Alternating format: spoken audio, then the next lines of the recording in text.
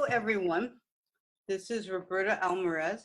I'm a local Sacramento ceramicist and potter, and I'm with Penra Pottery, and that's Penny Left and myself. And we do functional wear, we do hand building, and we do a little whimsy.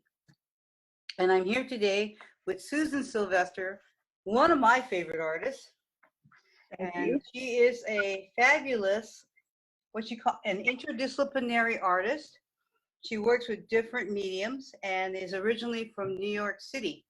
And Susan, I think you can tell us the rest. And today we're going to talk a little bit about what it's like to be an interdisciplinary artist, because I'm really impressed with that. And I myself have gone through phases of different mediums and stuff. And we thought it would be an interesting thing to talk about and share with our viewers. Okay. I think it harks back to the fact that I was what we considered a model maker. I worked in the TV commercial, creating props for TV commercials and television shows like Pee-wee's Playhouse. I built a set made out of polyester, like urethane that was expandable foam that was like 70 by 30 feet. So I've worked with a lot of different materials through my time doing 3D and 2D graphics. I also was a computer artist for a very early PC game called Rise of the Triad, which was one of the first shoot 'em up games on a network platform. And I also use that to help me do the public art pieces I'm doing, because now I'm very adept at computers. And so as an interdisciplinary, I kind of mix and match things. And I don't like we were talking about, different medias that I love. There's no one preference. It actually is more about my imagery and how I can get my content and my thoughts across, and what materials will work best for that. And so usually when I pick a material, it's because I think that that's going to expose what I'm trying to say. So, anything from cyanotypes to, using watercolor or oil paints or acrylic, it just depends, like what I'm saying. And if you look behind me, I think you can see some of my artwork, all different mediums. So that's kind of where I'm coming from. I think that. So where did you get the bulk of your training? Well, I'm overeducated. I have 2 degrees. I have a fine art degree in studio arts, and I have an art history degree, and I have a master's. It was full-time when I went. I got my, undergraduate and fine art degree at the same time when I was younger. I always continually took classes since the 80s. I have another degree that you could say in associate arts, because I just keep taking classes. I've done printmaking and sculpture and jewelry making and, anything that has to do with the arts. At the time, I'm just very interested in learning new techniques and skills. My latest is kind of combining printmaking alternative ways of doing it. I'm using a pasta maker now to make, because I can't go to a studio, so I'm making my pasta machine into a print press. Do you have any samples of that? I was looking for the plate that I made, and I must have misplaced it. Oh, here it is, because it looks just like. So here's the plate that you make out of. You can use your. I don't know if I can get the angle. You can see it. Maybe if I put paper behind it. No, yeah, there you go. Oh, look at that. So you scratch it using a scribe, just like, but you could use an old X-Acto knife. And I use the plastic that comes from your, like, strawberries or, any of your fruits or cookies from Trader Joe's. And I cut them into little pieces, and then it prints. And here's one of the prints that I ran through the. That's so amazing. Etching. It's hilarious. I find these alternative, practices really entertaining, because it's pushing the limits of like how you can take fine art, but using it with a crafty kind of method. And I'm not wealthy, so I can't afford a press. So I thought, why not? So anyway. That's very, very, very clever. And do you have a favorite medium? Do you go through phases? Do I have a favorite medium? It changes constantly. I just love basically to draw, to paint, and to sculpt. And that's the basis of it. And depending on what I want to do, like if you look in the corner, I don't know if you can see it, that sculpture here, this sculpture. Yes.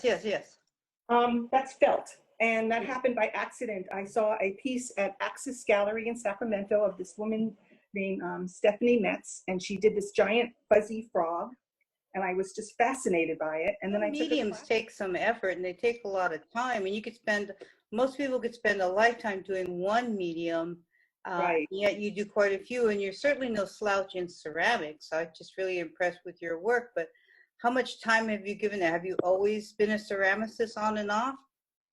Let's say this, I sculpted toys for a living and modeled. Ah, When you sculpt for a living, which I did for 10 years or 12 years, every day for more than 10 hours a day, so there's that certain, that hours that you put in. mhm. So 10,000 hours, I am sure I put that in because I worked on, accurate, very Doughboy commercials, Teddy Graham commercials, and then had tried my own line of sculpted toys for a while, of porcelain dolls that I tried to do. Um, I just, you just put the time in. It was just something I did, and while I was doing that, working freelance, I also worked as a secretary for answering office temp jobs. So I supported myself during this whole time of trying to, do my practice, until I got into the TV commercial thing, which is totally freelance. So you just had to hustle all the time, trying to get jobs. But I worked a lot in sculpting, a lot. So what is the difference for you between fine art and commercial art? I've noticed that you've done a lot of art that you got paid for, which is really great, and a lot of training that you got paid for, which is like on-the-job training, which is very rare and unusual these days. But how do you do you still work for yourself when you're working so much for commercial ends? You're working for yourself, but you have to listen to people and you have to, kind of get into their head. It's a different mindset, totally. Uh-huh. Um, But I always, are you still able to follow your muse? Are you still doing personal work when you're doing commercial work? so in 2010, I went back to school, or 2008, and got my master's. And it was mainly to focus on that fine art degree for me. It was a way of like taking time off from working and focus on what do I say, how do I say it, what's my work about, rather than having all these people's head, like voices in my head. It was really hard because I did have all those voices telling me what to do all the time. I was like a conduit for people. Like, just tell me what you want, I can do it, and you get really tired of that after a while. So it was really my time. Wow, was that a pleasure for you? And what kind of results did you get from that year? Well, it got me in a gallery almost immediately, and then I started, and then like things like, this was a shock. Like, I'll show you this article that was in Submarine in 2013. They did an article on me. Uh-huh. So it actually paid off because I ended up getting a little notoriety from it, which was really, I just been doing my thing. But I think it was a good thing for me to move into the fine art thing. And during that time, you have to realize I was still teaching like it was considered part-time, but it was like full-time because I spent like 40 hours a week teaching. Wow, teaching too. I taught at the Art Institute, and I taught college. God, you've done everything. Station classes for the beginning student to understand how to draw, how to paint, how to color theory. Those are like my specialties. Excuse me. Does your style carry over from one medium to another? Say that the little girl with the hat, you do a lot of children's, but do you take those images from medium to medium, or do you strictly do those just in a 2D? No, I take it to 3D too downstairs. But yeah, I'm doing sculptures now based on my characters. That's what I just started doing. So I have like. Are you going to be showing those at your open studio? I don't think I'm going to have time to get them fired. They may be in the background, if I get them up here. I don't like moving them too much because they're in their greenware state and they're very fragile, so they're kind of like resting on a shelf in the background. And you use the kiln over at Verge Studios? Is that your kiln, or do you have another kiln? I have a friend who offers to fire my stuff. Yeah. So. Well, that's nice. What is the medium that you have to work hardest at, that you have to try a little harder and be a little better, because it's maybe not your strength?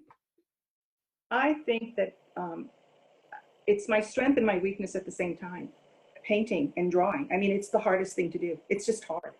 Like I'm working on 7 painting now, and each one of them has their own things that come up that just are very frustrating and very hard to do. And it all has to do with, you know, getting the value right and getting the, you know, because I work with landscape and, you know, fantasy landscapes and figures. So there's a combination that you have to like get the lighting to be good and the background, and it's very difficult actually. It's not the easiest. Did you take the time to study lighting and maybe photography? I did. I did. I took about, I'd say, 2 years solid of photography when I was in school, undergrad. With the lighting, it's because it's the lighting that's important, studying the lighting, and that's actually a separate study. I studied with some very famous people. There's an artist, a photographer named Stetner. I can't think of his name right now. Just left me all of a sudden. He recently died. He was like 95, but he was one of the Life magazine, you know, an early you know, artist known, Louis Stetner. Louis Stetner. He's very famous. If you look him up, he's like one of the early photographers that did documentary type things for social justice stuff. And he was amazing.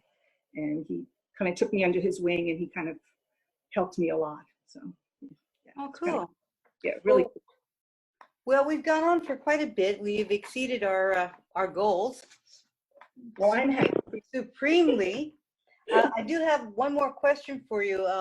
What would be your advice to a young artist today who can't seem to focus because they love to do 2 or 3 things at once? What would you tell someone who was innately interdisciplinary?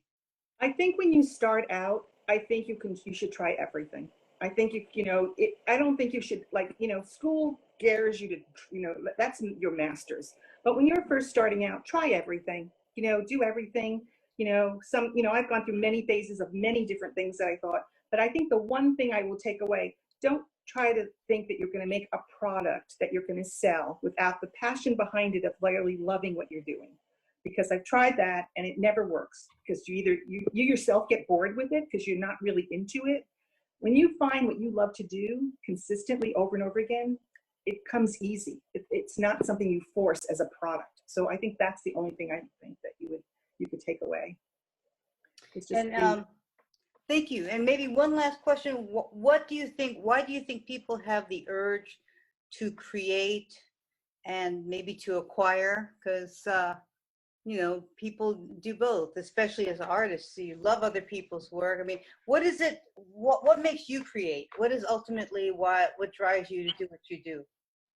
I think it's like being in your own world that just entertains you and delights you and just makes you like laugh and just enjoy the moment while you're doing it. I think that's why I like doing it. So, and I love the feel of, you know, the brush on the paper or the sculpting of the clay, the feel of the touch of it. And I mean, I even like computer stuff because I'm still drawing and liking the imagery and working with color and the pure form of it. So everything to me is just, it's just fun.